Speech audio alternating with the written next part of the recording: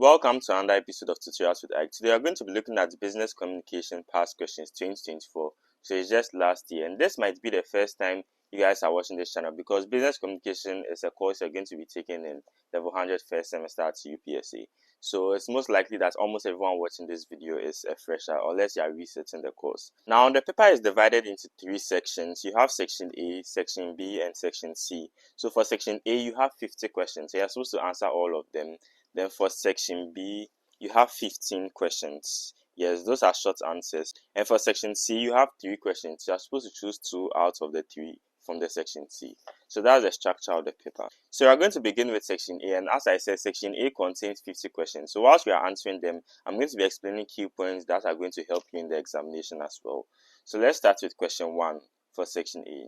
So question 1 says, the goal of persuasion is to A, to force people into acceptance, B, to get employment for people, C, to bring about change in the behavior, attitude of people, then D, to appeal to communication. So the correct answer is C, to bring about change in the behavior, attitude of people. So the whole idea of persuasion is you trying to change someone's mind, or you trying to make someone do something that they wouldn't have originally done. Do you get it? So maybe for you, you might not like going out, but then someone might tell you something, or maybe if you go out with me, I'll buy you something. That way the person has persuaded you, so you might easily fall for it. So persuasion is all about you trying to convince someone to do something they wouldn't have done originally. So the answer is C, to bring about change in their behavior, attitude of people. Now we move on to number 2. Number 2 says, the following are factors leading to persuasion except A, provide evidence and logic of the message, B, credibility of the speaker, C, the physiological needs of the speaker, D, opinion of key listeners. So the correct answer is C, the physiological needs of the speaker. So the question says the following are factors leading to persuasion except, in other words, they're asking you what are things that can influence persuasion, or what are things that can influence a change in mind of someone. Do you get it? So we have A, provide evidence and logic of the message, and that one is very true. If someone is trying to convince you and they provide evidence about something, you'll be easily convinced because there's evidence. Then B says credibility of the speaker. That one is very true. Do you get it? If a thief comes to you, or a murderer comes to you, or any criminal comes to you trying to convince you to enter any business or any source, because the person is, a murderer or something, or a criminal, you easily not be convinced. So that's about credibility of the speaker, because the person is not credible. So that one affects persuasion as well. And the D says opinion of key listeners. So there are some people who hold influence in society. So when they say something, everyone follows them. Do you get it? But then for the C, the physiological needs of the speaker is not a factor leading to persuasion. You get it? Because the physiological needs are what the speaker needs. If it's food or whatever, it has nothing to do with persuasion. So that one is wrong. So the correct answer is C, the physiological needs of the speaker. Now we move on to number 3. Number 3 says, communication between and among members of a team who meet for a common purpose is referred to as A, interpersonal communication, B, small group communication, C, mass communication, D, intrapersonal communication. So the answer is B, small group communication. Now communication among members or a team, especially when they have a common purpose, is always called small group communication. So anytime you see a small group or any team and you also see a common purpose or a shared purpose, the answer is small group communication. The A is interpersonal communication. Interpersonal communication is communication between two individuals. So I meet someone, we are talking. That one is interpersonal. It's not a group. Then C is mass communication. Mass communication is like a large group of people. So maybe a conference or something. So that one is mass communication. Then D is intrapersonal communication.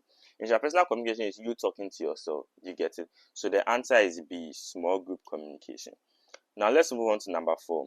Number 4 says, which of the following is not an element of the communication process? Which of the following is not an element of the communication process? A, message, B, noise, C, medium, D, consideration. So the answer is consideration. Message is obviously an element of communication process. That's what you are trying to tell the person. You get it?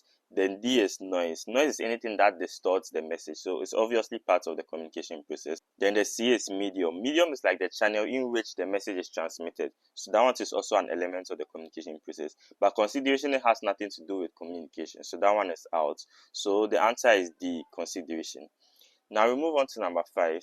Number 5 says, anything that disrupts the transmission of a message in the communication process is called A, noise, B, feedback, C, medium, D, volume. So like I said, the answer is A, noise. So anything that distorts communication is called noise. So put it in your mind, anytime you see it in exams, anything that distorts communication is noise. So the answer is A, noise. Now we move on to number 6. Number 6 says, the following are barriers to effective communication, except A, stereotyping, B, encourage feedback, C, filtering, then D, emotions. So the answer is B, encourage feedback. The question is saying the following are barriers to effective communication, except, meaning that all the things here are going to affect effective communication. If you apply them, there's not going to be effective communication except one of them.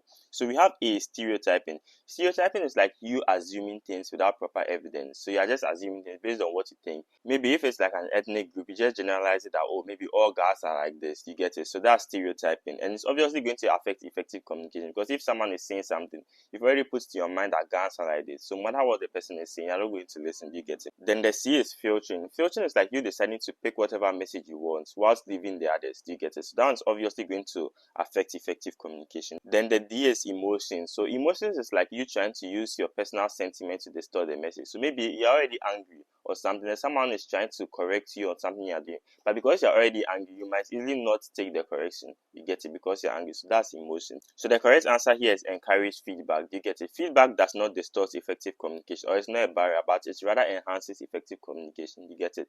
Because once there is feedback, obviously communication is going to be smooth, because you're going to have like an idea of whatever you are saying. So if it's good or bad, once the person gives you feedback, you know what to do. So the answer is B. Now let's move on to number 7. Number 7 says, the form of communication in an organization that does not follow the reporting line or the chain of command is known as A, horizontal, B, vertical, C, informal, then D, formal. So the correct answer is C, informal. Anytime you see informal, it means it doesn't follow any strict rules or something. So the form of communication in an organization that does not follow the reporting line or the chain of command is informal. You get it? So the correct answer is C. Now we move on to number 8. Number 8 says, choosing the appropriate medium for a given message can thus be affected by the following factors, except A, the importance or complexity of the message, B, the needs and abilities of the receiver, C, the necessity of a permanent record, then D, the credibility of the source. So the correct answer is D, the credibility of the source. Now the question is asking that to choose the appropriate medium, what are some things you are going to consider? You get it? Or what factors can influence the medium you choose? Now the A is the importance or complexity of the message, and that one obviously affects the medium you use. Now if the message is very complex, you can't say it. You can't just meet someone and tell someone. If it involves data, graphs and all that, you can't just say it. You get it? You have to send it maybe through an email or something so the person can see it. So that one would affect the medium. Then the B is the needs and abilities of the receiver. And obviously the needs and abilities of the receiver affect the channel you use. If let's say the person cannot hear, it means you can't talk to the person. You'd have to maybe show it on a board or something. Do you get it? Similarly, if the person is, let's say, blind, you can't show it to the person. You'd have to send a voice note or all that. So it also affects the channel you use. Now, the C is the necessity of a permanent record. Now, if there needs to be a permanent record, you obviously cannot tell the person because you need a permanent record.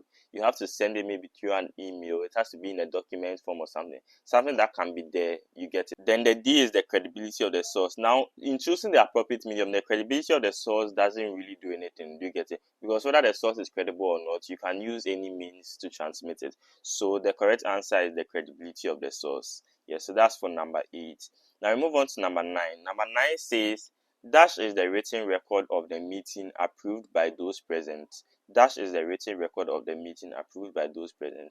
We have A, chairperson, B, meeting, C, graphs, D, minutes. So the correct answer is minutes. Minutes is the same as the written record of the meeting approved by those present. You get it? So if let's say there's a meeting, you have sometimes maybe the secretary writing everything. You get it? So after the meeting, and they present the minutes to those who were not there. You get it? So that's called the minutes. Yes. So the correct answer is D, minutes. Now let's move on to number 10. Number 10 says dash refers to the list of items to be discussed at a meeting. So we have A, agenda, B, presentation, C, noise, then D, business letters. So the correct answer is A, agenda. So agenda is written before the meeting. It's just like the content or what will be discussed at the meeting. So the agenda is written before the meeting, but then the minutes is written during the meeting. You get it? So that's the difference. So the correct answer is A, agenda. Now I move on to number 11. Number 11 says, barriers to effective communication include the following except A, selective hearing, B. Selective perception. C. A two-way communication. D. Emotional disconnect. Now, barriers to effective communication are things that distort effective communication. Do you get it? So, selective hearing, which is A, is a barrier to effective communication. It's like you choosing what you want to hear. Someone is saying something, but you just put this one in your head. That's selective hearing. And it's obviously going to affect communication. Do you get it? And B is selective perception. So, selective perception is where like you have your own beliefs. So, whatever the person is saying, you're not even listening to it because of what you think. Do you get it? So that's selective perception. It's obviously a barrier to effective communication. Do you get it? Then we have the emotional disconnect. So emotional disconnect is when you're not able to perceive what someone is saying very well because of your emotional sentiments. Maybe you're angry, you're sad or something. So whatever the person is saying is not really going into your head.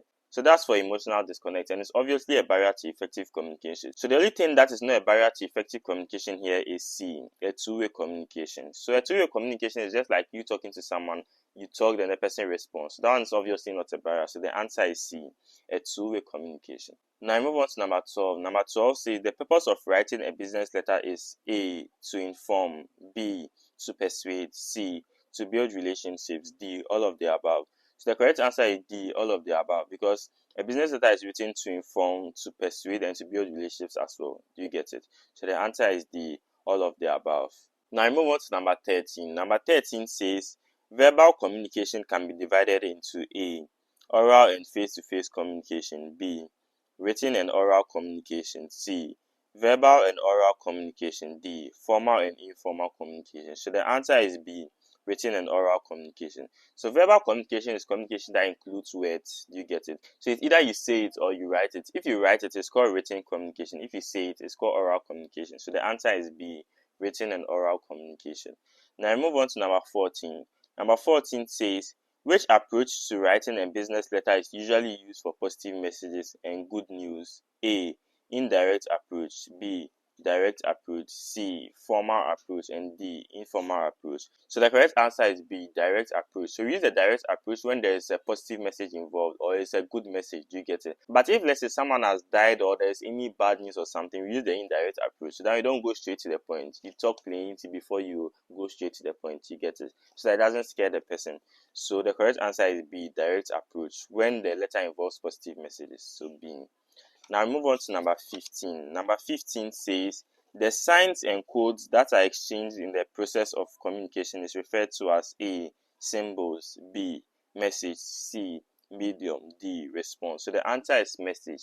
So the signs and symbols that are exchanged in the process of communication is message. What you send to the person, that's the message you are sending to the person. So the answer is B, message. Now we move on to number 16. Number 16 says placement of purchase order to a supplier is an example of dash communication. A, vertical communication. B, external communication. C, informal communication. D, horizontal communication. So the answer is external communication. It's external communication because this one you are communicating to someone who is outside the company.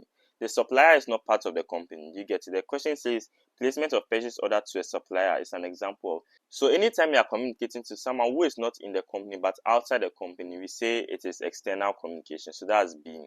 Now move on to 17. Number 17 says, which of the following indicates the correct sequence of the elements of communication in the communication process? So we have A, sender, channel, message, feedback, receiver.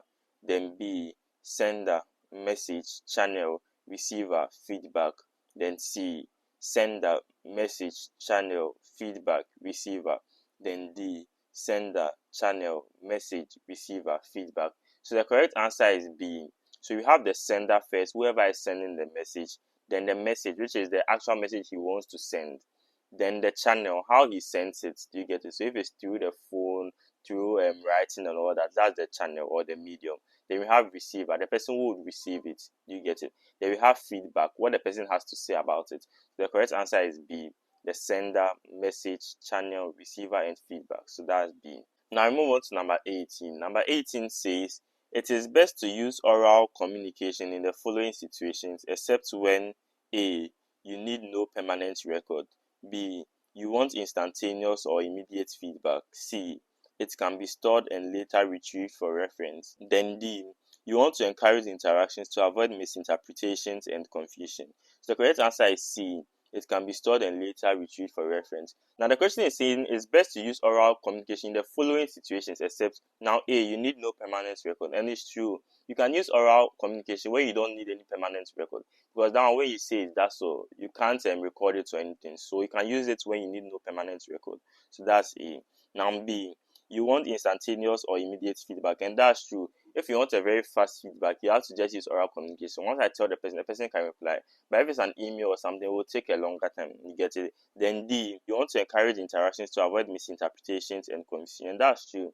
If you want it to be interactive and all that, it has to be oral communication, because that one, when you talk, the person responds. When you talk, the person responds. Then for the C, it says it can be stored and later retrieved for reference. If you want it to be stored and later retrieved for reference, you can't use oral communication, because once you say it, that's all. There's no record of it. So the correct answer is C. It can be stored and later retrieved for reference. Now we move on to number 19. Number 19 says the following can cause communication barriers except A, emotional distractions, B, restrictive environment, C, information overload, then D, ethical communication.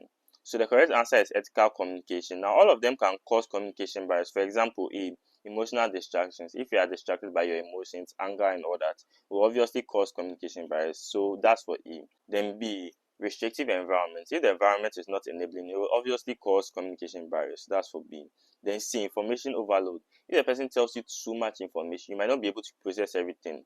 So at the end of the day, it causes communication barriers. But for D, ethical communication doesn't cause communication barriers. Ethical communications are communication that promotes things like honesty, fairness, and all that. So it obviously cannot be a communication barrier. You get it? So the correct answer is D, ethical communication.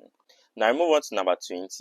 Number 20 says, which of the following is a technique for conciseness? A, delete unnecessary phrases, sentences, and words. B, use the you attitude. C, proofreading. Then D, all of the above. So the correct answer is A, delete unnecessary phrases, sentences, and words.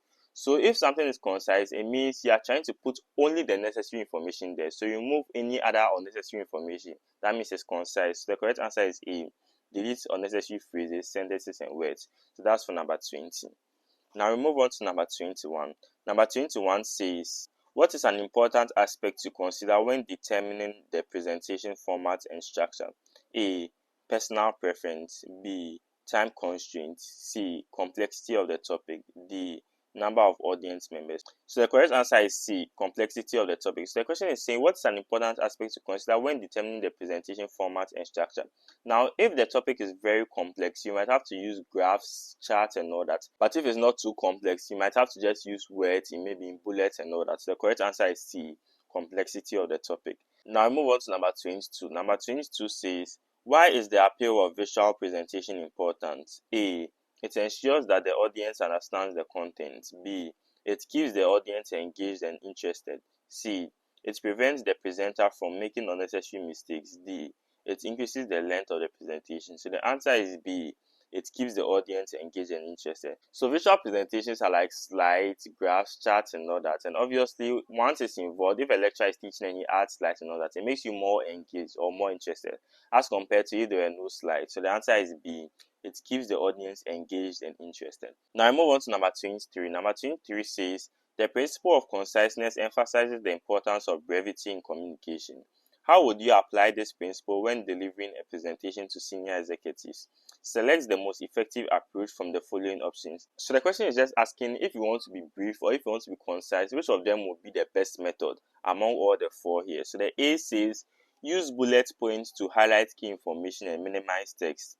B, speak slowly and repeat key points to ensure understanding. C, provide a lot of explanations to ensure clarity. D, incorporate anecdotes and personal stories to engage the audience. So the correct answer is A, use bullet points to highlight key information and minimize text. And that's true. If you want to be more concise, it's best to put it in bullets, just the important parts, rather than explaining it a lot in paragraphs. So if you are doing a presentation, it's best to put it in bullets rather than making the slides lengthy with so many explanations and all that. So the answer is A, use bullet points to highlight key information and minimize text. Now I move on to number 24. Number 24 says, which of the following is a potential advantage of grapevine communication in organizations? Now, grapevine communication is the same as gossiping. You get it? So gossiping in the organization. So the question is asking, which of them is a potential advantage of gossiping? You get it? Now, we have A, accurate and reliable information transmission. B, enhance organizational transparency. C, increased employee morale and job satisfaction. Then D, rapid dissemination of information across the organization. So the answer is D, rapid dissemination of information across the organization, because obviously if it's gossiping, it's going to spread faster than a formal method of communicating. You get it? So the answer is D, rapid dissemination of information across the organization. Now I move on to number 25. Number 25 says, in a large corporation, a manager from the marketing department directly communicates with a production team member about a new product launch. This scenario exemplifies diagonal communication primarily because A, it follows the established hierarchical chain of command. B, it involves communication between individuals at the same hierarchical level. C, it involves communication between individuals from different departments or functional areas. D, it exclusively involves upward communication. So the answer is C. Now, anytime we talk about diagonal communication, it means communication between members of different departments. Do you get it? Or different levels in an organization. So the answer is C. It involves communication between individuals from different departments or functional areas. So just put it in your mind. Once you see diagonal communication, it means communication between members of different departments or different levels in an organization. So that's C. Now we move on to number 26. Number 26 says, why is it important for a business report to be objective and impartial in its presentation of facts? A, to increase the length of the report. B, to enhance the credibility and reliability of the report. C, to entertain the reader with personal anecdotes. D, to persuade the reader to take specific actions. So the answer is B. A business report has to be objective and impartial so that it enhances the credibility and reliability of the report. So that's B. Now I move on to number 27. Number 27 says, how does diagonal communication contribute to organizational innovation? How does diagonal communication contribute to organizational innovation? Now, like I said, diagonal communication is communication between members of different departments or different levels in an organization. So how does it contribute to organizational innovation? So we have A, by reinforcing existing hierarchical structures. Then B, by fostering collaboration and knowledge sharing across departments. C, by limiting access to information among lower level employees. Then D, by strictly adhering to established communication protocols. So the answer is B, by fostering collaboration and knowledge sharing across departments. Like I said, diagonal communication is communication between members of different departments. Do you get it? So the answer is B, by fostering collaboration and knowledge sharing across departments. Do you get it? Because once members of different departments meet to talk about something, they're obviously going to share ideas which will lead to innovation. So the answer is B. Now I move on to number 28. Number 28 says, which of the following is the most long-term practical solution to the problem of fiscal noise preventing effective oral communication? So you have A, soundproofing venues. B, moving to more quiet venues. C, asking the noise sources to keep it down. Then D, reporting to authorities in charge. So the correct answer is A, soundproofing venues. Because once you have a venue and it's soundproof, nothing can stop it. Do you get it? But for B, moving to more quiet venues, people around could make noise. Do you get it? What if they are hosting a party or something? So it can be B. Now C, asking the noise sources to keep it down. What if they don't keep it down? So it obviously can be C. Then D, reporting to authorities in charge. You might be reporting to the authority, but what if they are not doing anything about it? So the long term or the best long term solution to it is soundproofing venues. Once you have a soundproof venue, that's all. You don't need to worry about any other thing. So the answer is A, soundproofing venues. Now I move on to number 29. Number 29 says, in a classroom discussion, the professor makes a statement about how unlikely overlap in different communication situations is.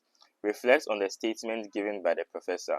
So you have A, true, B, false, C, highly unlikely but probable, then D, context specific. So now when we say overlap in communication, we have formal and informal, then verbal and non-verbal. So for the formal and informal, it means maybe you are talking to someone formally, then an overlap comes in. That means you start speaking informally. So maybe you are speaking to your lecturer. The aim is to be as formal as possible. But then whilst you are talking, you mistakenly speak pidgin or something informal, and it's possible. You get it? It's very possible. and vice versa as well. And when it comes to verbal and non-verbal, verbal means communication through words, you get it? So maybe you speaking to someone or something. And non-verbal doesn't involve words, so maybe you using gestures, signs or something, but then they can overlap because maybe you might be talking to someone and you don't intend to use signs or something, but whilst you're talking, you're using your signs and all that. It means it has overlapped. So it's very possible for communication to overlap. So the answer is false, because the question says in a classroom discussion, the professor makes a statement about how unlikely overlap in different communication situations is. Reflect on a statement given by the professor. So the answer is false. It's very likely for communication to overlap. So the answer is B, false. Now I move on to number 30. Number 30 says the primary objective of a CV is to A, get a job, B, secure an interview, C, win a contract, then D, provide information about one's achievements. So the correct answer is B, secure an interview. Now the primary objective of a CV is to secure an interview. You get it? There are other things. It can help you get a job and all that, but the primary objective or the main objective of the CV is to secure an interview. So the answer is B. Now I move on to number 31. Number 31 says, all these may form a part of the structure of a semi-formal report except A, subscription, B, title page, C, introduction, then D, appendices. So the answer is A, subscription. So subscription is not part of a semi-formal report. So just put to your mind, subscription is not part of a report or a semi-formal report. Subscriptions are things like those yours sincerely, yours faithfully and all that, and we don't add them to a report. So the answer is A, subscription. Now I move on to number 32. Number 32 says, which of the following best describes a strategic approach to influencing a group's opinion as discussed in the context of key listeners or opinion leaders? Now we have A, targeting the majority of the group to ensure a broad impact. B, directly confronting any dissenting opinions to sway the group's perspective. C, focusing efforts on persuading individuals who hold significant influence within the group. Then D, ignoring the influence of key listeners and relying solely on individual persuasion tactics. So the answer is C, focusing efforts on persuading individuals who hold significant influence within the group. Now if you want to persuade someone, you have to first target those who hold significant influence in the group, because those people, when they say something, everyone listens to it. So once they say this thing is not good, everyone assumes that it's not good. Do you get it? So the answer is C, focusing efforts on persuading individuals who hold significant influence within the group. So that's C. Now I move on to number 33. Number 33 says, which of the following statements accurately describes the structure of a letter report? A letter report typically lacks a subject line and follows a free-form structure similar to informal correspondence. B, the introduction and conclusion of a letter report are distinctly marked with headings to differentiate them from the body. C, a letter report incorporates a subject line like traditional letters, but its body is structured with clear headings and subheadings for different sections. D, letter reports do not include introductions or conclusions, relying solely on the body contents for communication. So the answer is C. A letter report incorporates a subject line like traditional letters, but its body is structured with clear headings and subheadings for different sections. So yes, it has a subject line like any ordinary traditional letter, and the body is also structured with clear headings. It also has subheadings for the different sections. So the answer is C. A letter report incorporates a subject line like traditional letters, but its body is structured with clear headings and subheadings for different sections. Now I move on to number 34. Number 34 says, which of the following best describes the multifaceted purposes of meetings as discussed in the context of organizational communication? So we have A, meetings primarily focus on disseminating information to members without engaging in dialogue or opinion exchange. B, meetings are exclusively utilized for problem solving and do not involve decision making or policy formulation. Then C, meetings encompass a range of functions, including facilitating dialogue, problem solving, and decision making, as well as exchanging views and opinions among members. Then D, meetings are solely dedicated to making policies and decisions, with no emphasis on information exchange or problem solving discussions. So the answer is C, because meetings encompass a range of functions, including facilitating dialogue, problem solving, and decision making, as well as exchanging views and opinions among members. So the answer is C. Now I move on to number 35. Number 35 says, Dash defines communication as a complex dynamic process of exchanging meaningful messages. So we have A, Steinbeck 2004, B, Steinbeck 2005, C, Steinbeck 2006, then D, Steinbeck 2007. So the answer is Steinbeck 2006. So you would find it in the slides, which is week 1. So yes, that's C. Now we move on to number 36. Number 36 says, which of the following best describes communication according to Daniels and Spiker, 1994? A. Communication is the transmission of information from one person to another. B. Communication involves the exchange of shared meaning between two or more individuals through verbal and non-verbal interactions. C. Communication is the process of conveying thoughts and ideas through written mediums. D. Communication encompasses the interpretation of non-verbal and verbal cues. So the answer is B, which is Daniel and Spiker's definition of communication. So you can also find it in the slide. So it says communication involves the exchange of shared meaning between two or more individuals through verbal and non-verbal interactions. So that's B. Now I move on to number 37. Number 37 says, according to Hussaini 2021, dash is crucial for a company's success. A. Marketing strategy. B. Financial management. C. Technological advancement. Then D. Efficient and effective communication. So the answer is B. Efficient and effective communication. You can also find that in the slides. I think either week 1 or week 2. It says efficient and effective communication is crucial for a company's success, and that's by Hussaini 2021. So yes, that's B. Now I move on to number 38. Number 38 says, the theory that says you cannot not communicate suggests that A. Even silence or non-verbal cues convey a message. B.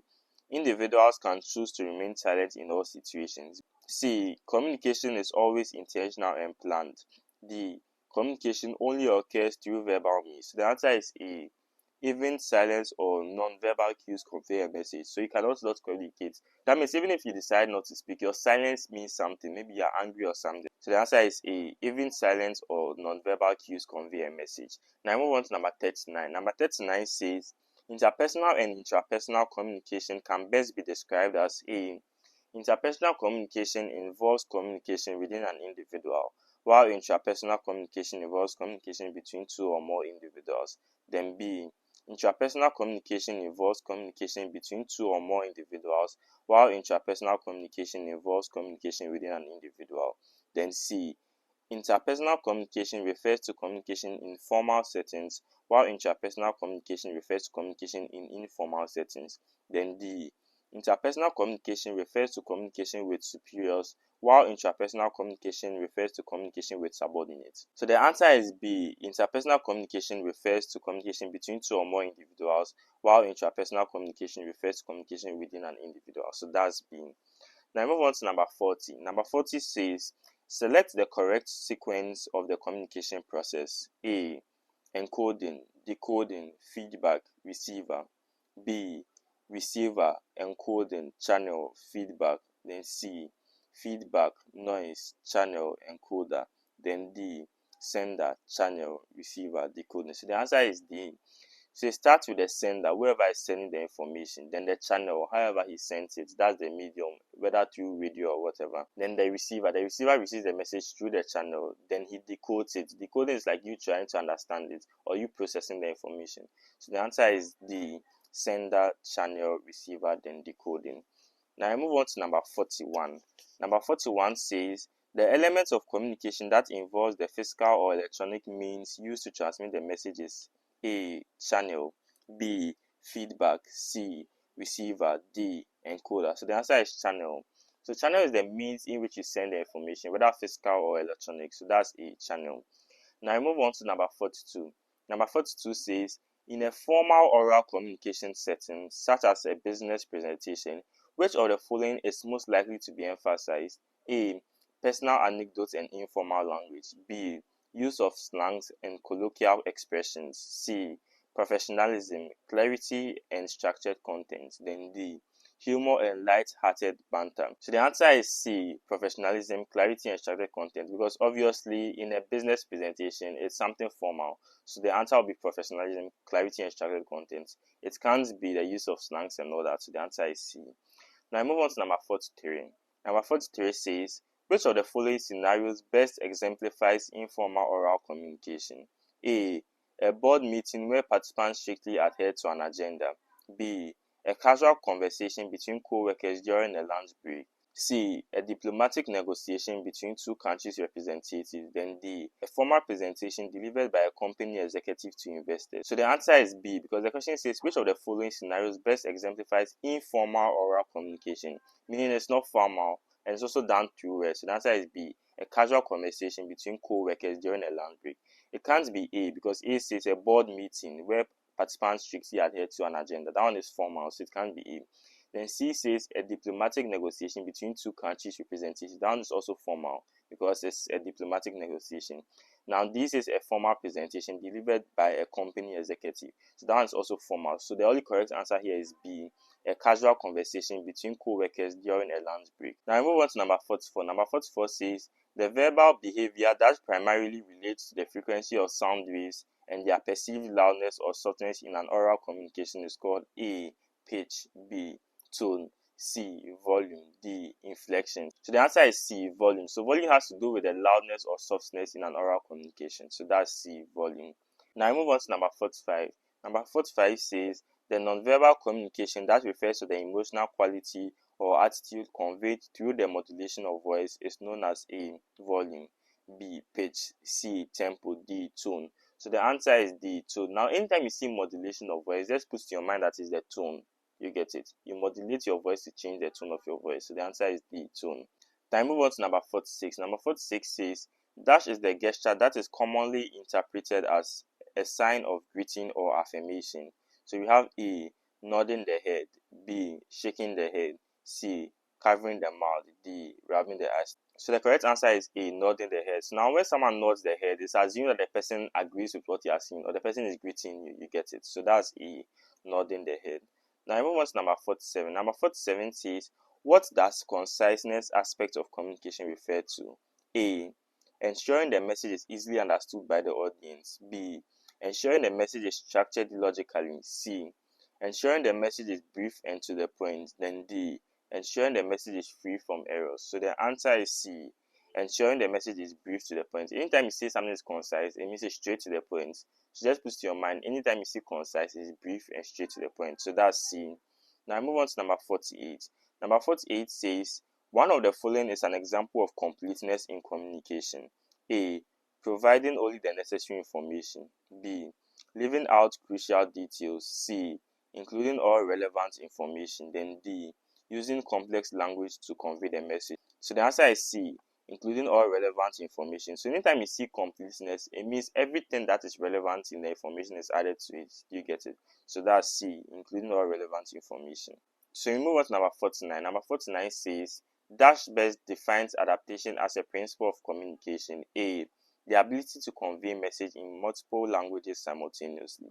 B, the process of adjusting one's communication style to suit the needs of the audience. C, the utilization of modern technology in communication strategies. Then D, the act of memorizing scripted dialogue for public speaking engagement. So the answer is B, the process of adjusting one's communication style to suit the needs of the audience. So anytime you see adaptation, it's more like you adapting to the situation. You get it? So you tailoring your message. So the process of adjusting one's communication style to suit the needs of the audience is the same as adaptation. So the answer is B. Now I move on to number 50, which is the last question for section A. So it says, how does adaptation contribute to effective communication? So we have A, by ensuring that the speaker's personal preferences are prioritized. B, by aligning the messages with the audience background, interests, and preferences. C, by delivering messages in the fastest possible manner to save time. Then D, by using complex vocabulary to impress the audience. So the answer is B, by aligning the message with the audience background, interests, and preferences. Like I said, anytime you hear of adaptations, you aligning the message or telling the message to suit the audience. So the answer is B, by aligning the message with the audience background, interests, and preferences. So yes, so that's for number 50, which is the last question. So the answer is B. So now we're done with section A, which was 50 questions. Do you get it? So the next video, we're going to look at section B and section C. So please subscribe to this channel if this is your first time and you've not yet subscribed. We're going to solve the past questions for some other courses as well. So please do your best to like, subscribe, comment, and share. And I'll see you in the next video.